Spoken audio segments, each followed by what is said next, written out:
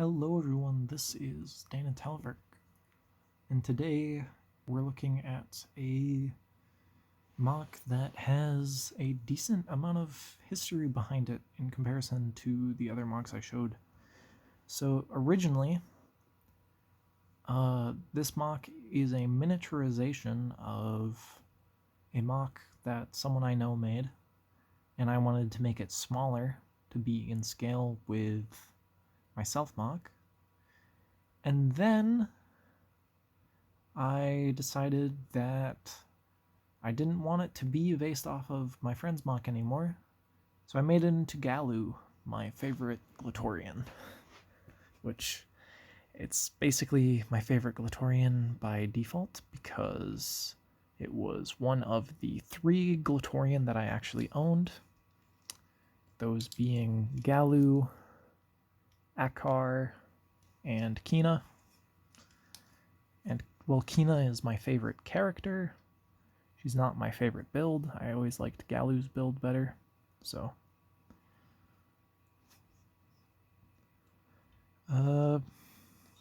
this MOC has some weird joints to it because of what it's based off, what it was trying to do originally, and then it changing over time.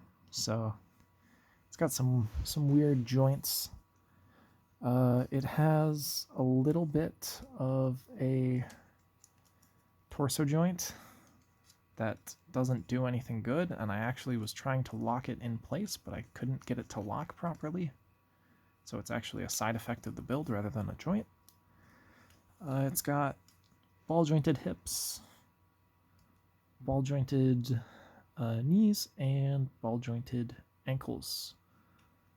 The feet they don't sit very well because they're not flat. So you have to have it posed just right, otherwise it'll just fall over because the feet aren't great. Now, the weirdness of the build comes when you look at the... start with the neck. The neck is weird. So the neck has a ball joint back here, a ball joint here, and then a ball joint there. And you have to get them like very weirdly positioned to get the neck looking natural, and it almost never does.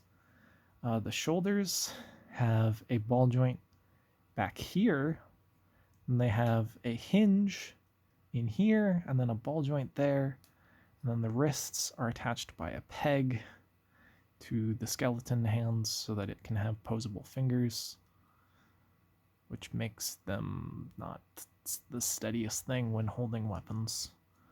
But I wanted articulated hands, so I gave it articulated hands. It's got a shield, which is on a hinge, and as you can see, it doesn't like to stand very well, and you have to like position his armor just right, otherwise it doesn't look very good. So this is probably one of the MOCs that I'm going to take apart and rebuild. And then these parts on his torso don't sit well because they're on ball joints, so they don't have a place where they look perfect, and you have to futz with them all the time. For weapons, he's got this big spear axe thing, and then he's got the shield. Then on his back, he has a transforming weapon, which you can finagle out of his back. I'm not going to take his weapon out of his hand because it's really annoying to get the weapons in his hand right. But this weapon was basically... I think at the time I made this weapon, I was really big into Ruby, so I wanted to give a transforming weapon to one of my figures, which I don't recommend because transforming weapons, they like to rotate in the hand and then they look weird. But this is a scythe.